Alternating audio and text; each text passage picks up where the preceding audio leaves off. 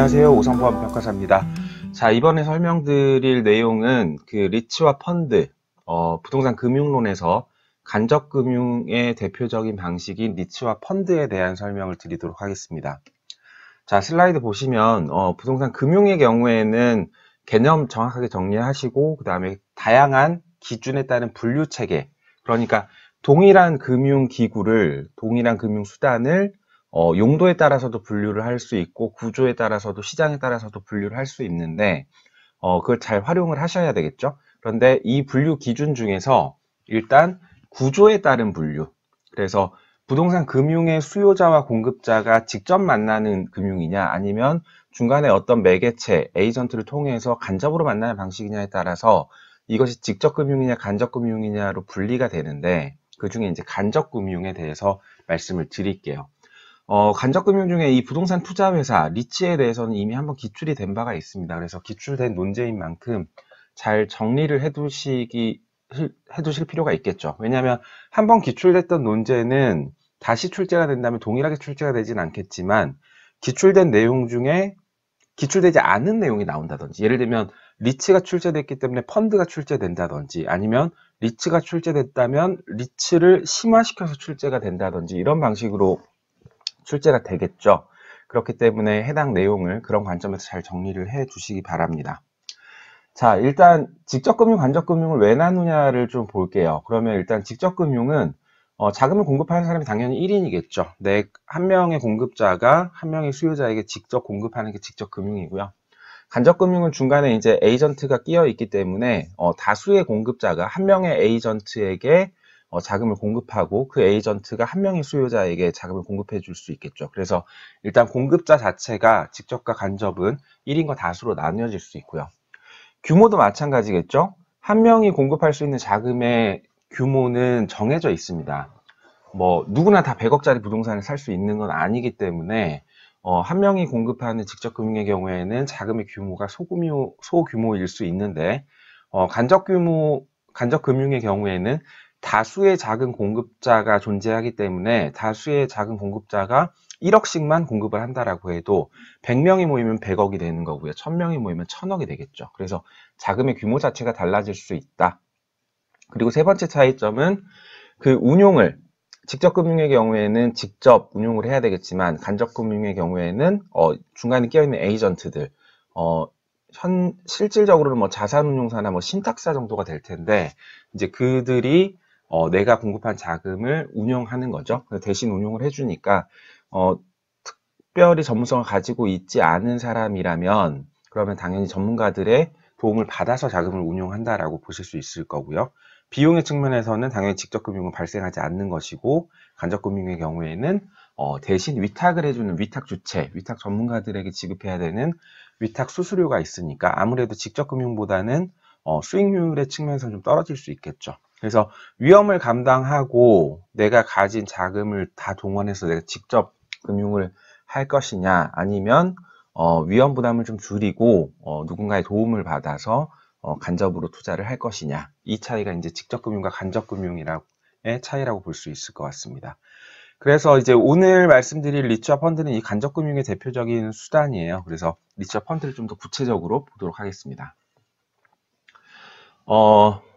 리츠와 펀드가 있고요. 리츠 펀드 외에도 이제 모기지론, 일반 담보대출을 여기다 넣어놨는데, 이 세 가지가 이제 간접금융으로 묶이죠. 그러면 간접금융이기 때문에 자금의 공급자가 공급하는 사람이 있고, 중간에 간접금융이니까 공급하는 에이전트가 끼어 있겠죠. 그래서 모기지론, 우리가 잘 알고 있는 담보대출의 경우에는 위탁자, 예금을 위탁한 사람이 금융기관이라는 에이전트를 통해서 자금의 수요자에게 자금을 공급하는 방식이고요. 리츠와 펀드는 일반 개인 투자자들이 투자 신탁에 자금을 공급하고 혹은 주식회사에 자금을 공급하면 이 투자 신탁이나 주식회사가 그렇게 모아진 자금을 한 명의 수요자에게 공급하는 그런 방식이라고 볼 수 있을 것 같습니다. 그러면 공급한 자금에 대해서, 내가 금융이라는 건 결국 특정 금액을 공급해주고 그것에 따른 이자와 원금을 받는 행위라고 말씀드렸잖아요. 그렇기 때문에 그 이자와 원금을 받을 수 있는 권리가 어떤 형태로 유지가 되느냐, 표시가 되느냐를 파악을 하고 계셔야 될 텐데, 모기지론의 경우에는 이제 채권, 담보채권이 되는 거고요. 펀드의 경우에는 증권, 수익 증권이 되고, 리츠의 경우에는 그게 주식이 된다. 이렇게 구분을 해 놓으시면 될 것 같습니다. 소위 이제 증권이라고 얘기하면, 자산 분배나 이익 분배에 대한 권리가 기록되어 있는 어떤 증서를 얘기하는 아주 범용적인 의미라고 보시면 될 것 같아요, 증권은. 그리고 그 증권 중에 이제 좀 특정화된 어떤 증권을 가지고 뭐 채권이다 혹은 주식이다라고 표현을 하기 때문에 채권, 주식, 증권을 모두 일괄해서 증권, securities라고 표현할 수 있다라고 이제 용어를 정리하시면 될 것 같아요. 이제 그러면 리츠와 펀드를 서로 비교해 보겠습니다. 자, 명칭 정확하게 정리해 두시고요. 리츠는 리얼 에스테이트 인베스트먼트 트러스트고요. 펀드의 경우는 리얼 에스테이트 펀드, 이렇게 해서 두 가지 용어 구분을 해 두시고, 이 정의 부분을 보면 상당히 유사해요. 다수의 투자자, 자금을 모은다 비슷한데, 그렇게 모아진 자금이 어떤 형태로 유지가 되느냐가 달라진다는 거죠. 그래서 리츠의 경우에는 주식회사, 물론 주식회사 말고 다른 뭐 형태로도 만들 수는 있는데 그냥 간단하게 주식회사로 정리해도 주식회사 등으로 정리하시면 되겠죠. 그 다음에 펀드의 경우에는 투자신탁, 그래서 주식회사 투자신탁, 이렇게 모집한 투자 자금을 모으는 그 형태가 다르다라는 걸로 차이점을 정리를 해 두시고요. 그렇게 모아진 자금을 가지고 뭐 부동산 관련 유가증권에 투자 운용한다. 이것도 마찬가지죠. 뭐 대출, 유가증권 등에 투자한다. 그래서 다른 점은 결국 어떤 형태로 자금을 모집하느냐만 다를 뿐, 나머지는 이 복잡해 보이는 정의지만 사실상 둘 다 서로 유사한 부분이 아주 많기 때문에 각 개념 요소들을 뽑아서 정의를 정리해 놓으시기 바랍니다. 그 다음에 이제 관련법은 정리를 해 두셔야 되겠죠. 리츠의 경우에는 부동산 투자회사법에서 규정을 하고 있고, 펀드의 경우에는 자본시장법에서 규정을 하고 있다. 그리고 그 설립이나 이제 그 주무기관에 있어서도 리츠의 경우에는 국토교통부에서 관리를 하고 있고, 펀드의 경우에는 이제 금융위원회에서 관리를 하고 있다. 이렇게 차이점을 비교를 해 두시면 될 것 같고요. 종류는 뭐 간단하게 봐두세요. 이 리츠의 종류에 대해서는 여러분들 1차 공부하실 때 많이 정리를 하셨을 거기 때문에 저도 뒤에서 뭐 간단하게 설명드리긴 할 건데, 저희 시험에서 그렇게 집중적으로 물어볼 수 있는 부분은 아니지 않은가라는 생각을 저는 갖고 있습니다. 물론 뭐 출제가 될 수도 있겠지만 중요성은 조금 떨어지는 부분이 아닌가라고 생각이 돼서 간단하게 정리해 두시고요. 자, 자금을 모으는 방법으로 둘 다 이제 공모, 사모 이렇게 되어 있는데, 말씀드렸던 것처럼 공모는 다수로부터 소액을 조달할 것이냐, 한마디로 1억씩 100명에게 모아서 100억을 만들 것이냐, 사모의 경우에는 50억씩 2명에게 모을 것이냐, 그 차이예요. 그래서 둘 다 리츠든 펀드든 공모, 사모 다 가능하다. 그러면 공모 리츠, 사모 리츠, 공모 펀드, 사모 펀드 이렇게 용어를 붙이겠죠. 실제 이건 필드에서 사용되는 용어이기 때문에 공모, 사모라는 단어에 대해서 자금을 누구에게 얼마씩 모으느냐의 차이다라고 정리를 하시면 될 것 같고요. 그렇게 모여진 자금을 가지고 리츠의 경우에는 뭐 매각 투자 개발 대출, 펀드의 경우에도 투자 개발 대출, 뭐 큰 차이는 없다라고 보시면 될 것 같고요.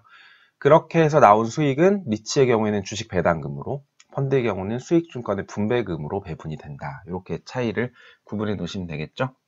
그 다음에 규모, 이건 뭐 그냥 배경 지식으로 알고 계시면 되는데, 사실 뭐 특별히 리츠라고 해서 더 활성화되거나 펀드라고 해서 더 활성화되거나 뭐 할 이유는 없습니다. 각각 뭐 사회적인 분위기나 뭐 제도적인 뒷받침에 따라서 국가의 특성에 따라서 달라질 수 있는데, 아무튼 한국에서는 아직 펀드가 좀 더 활성화되어 있다. 거의 뭐 6배 가까이 차이가 나죠.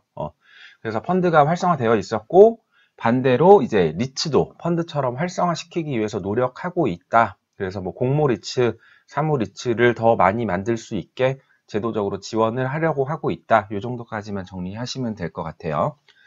자, 그리고 이제 리츠의 경우에는 그 형태가 주식인 거고 펀드의 경우는 수익 증권이잖아요. 그렇기 때문에 이제 국민들의 입장에서는 사실 주식이 펀드보다는 조금 더 친숙하고 편리하다라는 느낌이 좀 있습니다. 왜냐하면 여러분들 주위에서도 펀드보다는 주식을 더 많이 하고 계실 것 같고요. 그리고 주식은 주어진 마켓 안에서 그 주식을 샀다 팔았다, 소위 얘기하는 이제 환가성, 유동성이 훨씬 펀드보다 뛰어나죠. 물론 펀드의 경우에도 뭐 중도 환매할 수 있는 펀드가 있고 아닌 펀드들도 있긴 하지만 어떤 일반적으로 봤을 때는 주식이 펀드보다 훨씬 더 환가성이 뛰어나다는 거죠. 그렇기 때문에 국토부에서는 국가에서는 정부에서는 리츠를 좀 더 활성화시키려고 하는 거죠. 왜냐하면 리츠가 좀 더 국민들의 일반적인 투자 관행에 적합하다라고 판단을 하고 있기 때문에 리츠를 좀 더 많이 지원을 하는데, 여기서 이제 잘 생각하셔야 돼요.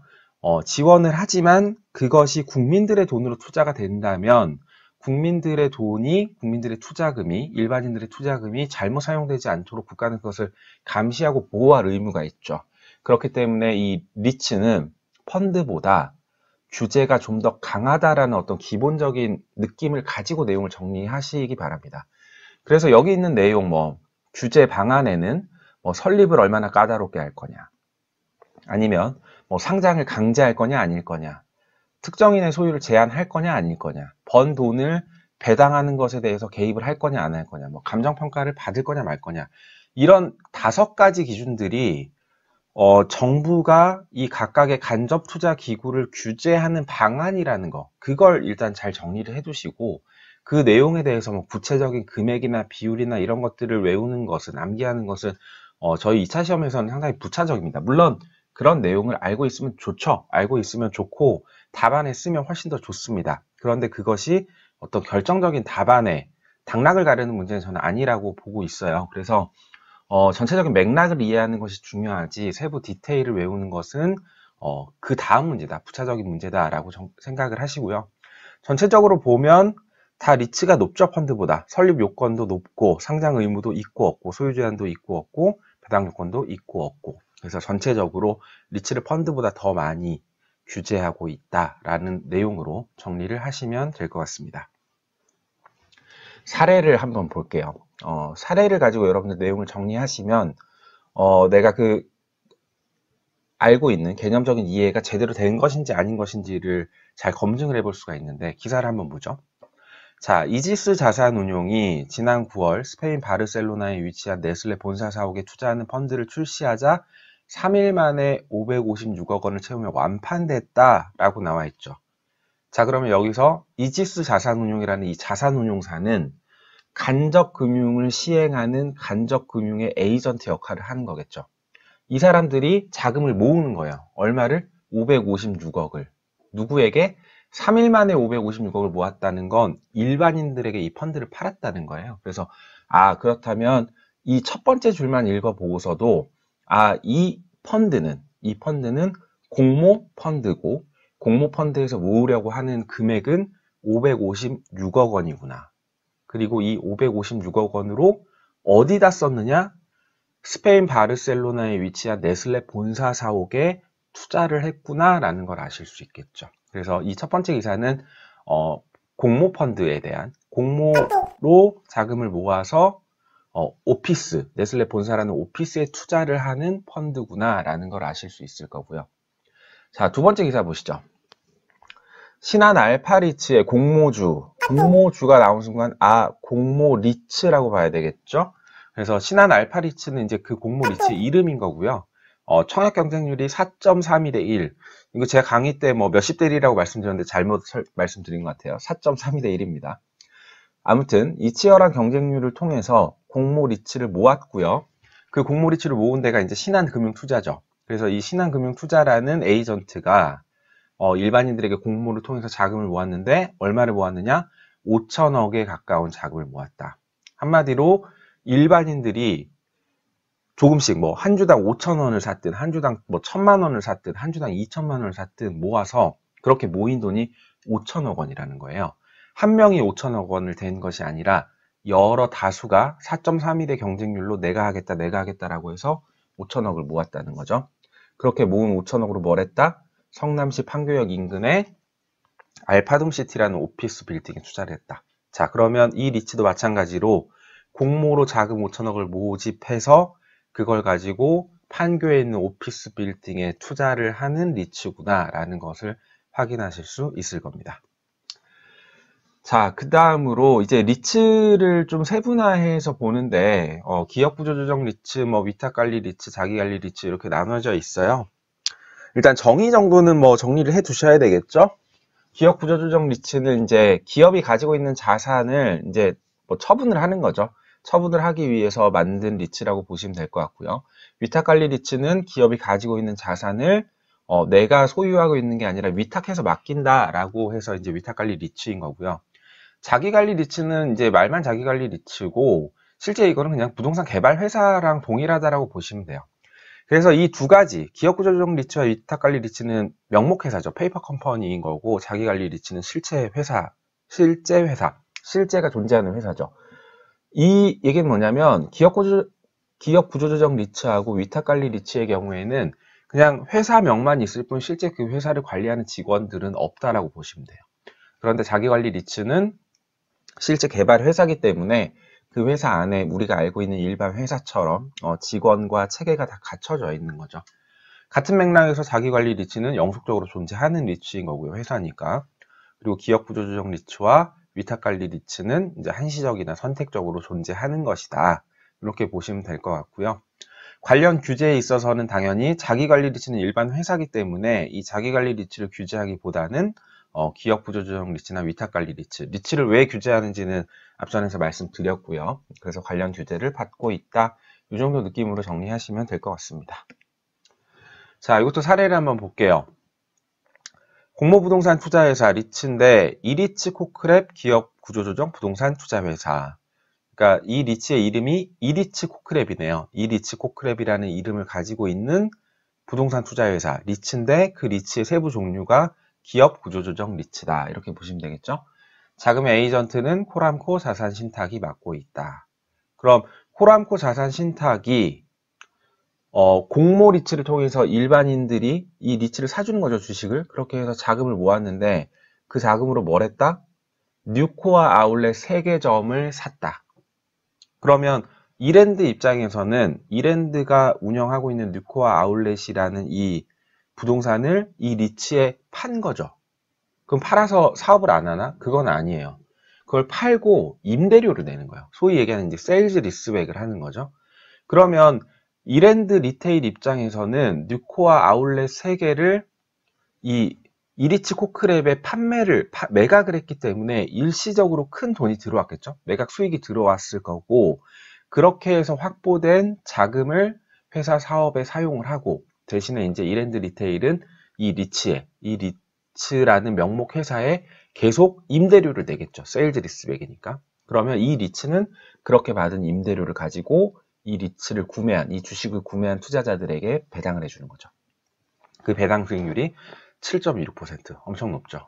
배당을 굉장히 많이 해주는 고배당 투자 자산이다. 그래서 기업 구조조정 리츠고요. 이랜드 리테일이 자신이 가지고 있는 뉴코아 아울렛이라는 부동산을 처분하기 위한 목적으로 사용되고 있으니까 기업 구조조정 리츠다라고 붙여놓은 거고요. 자, 아래 사례는 이제 홈플러스 리츠예요. 요새 대형마트가 좀 안 좋기 때문에 계속 이런 식으로 이제 리츠를 활용을 하고 있어요. 자, 홈플러스 리츠라는 건 전국에 있는 51개 홈플러스 매장을 똑같이 리츠에 판매를 하고 거기에 이제 세일즈 리스백으로 임대료를 내는 거고요. 이것도 마찬가지로 뭐 공모 금액 1조 7천억이다. 보시면 되고 기관과 개인 투자자 간의 물량은 8대2다. 이건 공모 리츠긴 한데 개인 투자자 비중이 20%밖에 안 되네요. 그렇죠? 이러면 이제 말은 공모 리츠인데 실질적으로는 국민들이 투자할 수 있는 비중 자체가 적으니까 상당히 공모의 취지에는 떨어진다라고 볼 수 있을 것 같고 수익률은 여전히 뭐 안정적으로 배당 많이 해준다라는 거고 홈플러스의 경우에는 이 자산의 처분 목적이 아니라 관리 목적이기 때문에 리츠는 리츠인데 앞에 위탁관리 리츠를 붙여줬다라고 보시면 될 것 같습니다. 자, 정리를 해보면요. 그래서 리츠와 펀드의 경우에는 그 앞서 보여드렸던 표 있죠?